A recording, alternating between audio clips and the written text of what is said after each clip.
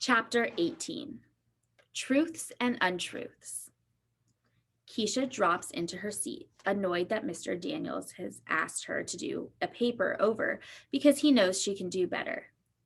I've always hated hearing that from teachers, and then I realize I've never heard it from Mr. Daniels, and all of a sudden that bugs me. Since the day of the mystery boxes, I keep thinking about how good it felt to do something right, to fit in. That's what I want, to feel like everyone else does, to be told that the work I know is terrible isn't good enough. I want him to tell me I can do better and see it in his face that he really thinks so. And then I remember that it is the best I can do. I haven't written in class since I had the fake sling on my arm. After 3 days of wearing it, Mr. Daniels told me he was going to have the nurse call my mom about my injured arm. So I figured I better lose the sling. So now I'm stuck. I don't know who to be, the one who admits that I can't do it or the pretender. Finally, I decide I'll give Mr. Daniels something so terrible that he'll have to ask me to do it over. I don't even try to spell anything correctly like I usually do. I just put a whole bunch of letters together that even I know make no sense. I walk up and hand it to him instead of putting it in the assignment cubby. Thanks, Allie, but if you're done, why don't you put it in the cubby? I push it toward him a little more. I thought you may want to check it over. We lock eyes for a few seconds and then he reaches out to take it from me. Okay, he says. He looks at it. His eyebrows scrunch up and then he looks back up at me. He stays quiet, thinking, I can tell. I can hear it in my head. Do better, Allie.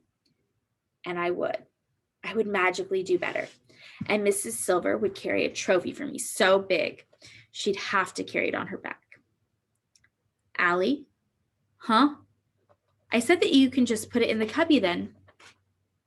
And the pictures in my head pop like bubbles. I walk away without taking it back. As soon as we all sit down in the cafeteria, Keisha announces to Albert, okay, this has been killing me all day long. What? I ask. Albert, so this Flint shirt that you wear every day. He interrupts. I do not, in fact, wear the same shirt every day. I have 5 identical ones. Keisha's eyes are wide. Seriously, Albert? You bought the same shirt 5 times? He doesn't seem to think it's a big deal. It's the one I like. Well, anyway, Albert, Keisha says, I finally found out what the heck your shirt means. I Googled Flint. And you know what I found? His eyes widen. It's a place in Michigan. A kind of rock, something people use to light campfires, what arrowheads are made of, and a kind of sneaker. Albert doesn't say anything. Albert, did you hear me? What is with the Flint shirt? That just makes no sense. No sense whatsoever. Albert fidgets. Hey, Albert, I say, you okay? You know Keisha didn't mean any harm. I am quite aware of her intentions. I worry. What are those? To find out why I wear this shirt. Funny how my brain wants to make things complicated, and he just cuts to the simplest thing. Well, the simplest thing with a bunch of fancy words and mile-long sentences. The meaning of my shirt is not any of those things. He closes his eyes before he takes a deep breath.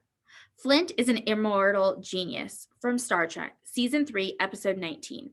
It is titled Requiem for... Keisha laughs, interrupting him. Albert, are you kidding me? Albert clears his throat and glances at the clock. Albert, I say, poking the side of Keisha's leg, and she, by some miracle, stops laughing. Go ahead. I want to know. After that day of being mean, I want to be extra nice. So, Flint is a smart guy, I ask? Albert readjusts himself in his seat. Flint goes away to his own planet. He puts up invisible barriers so that others won't sense life forms there. He creates robots to protect himself and keep him company. They are predictable. Sounds super weird if you ask me, says Keisha. Why wouldn't he live on Earth with people?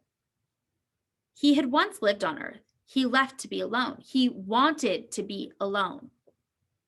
Keisha falls forward, dropping her arms on the table. Why the heck would a man leave Earth with everything here to go off and sit on some rock in space all by himself? Albert hesitates. Well, he says, it's to retreat from the unpleasantness of Earth and the company of people. Then he looks up right into my eyes. I can see that. I can see why someone would want to avoid being with other people. A great number of them are not very nice to me. And, well, listen, Albert, Keisha's voice has softened. I didn't mean. Albert interrupts. I was not implying it was you who is not kind to me. I'm relieved. But there are others who are not kind, he says.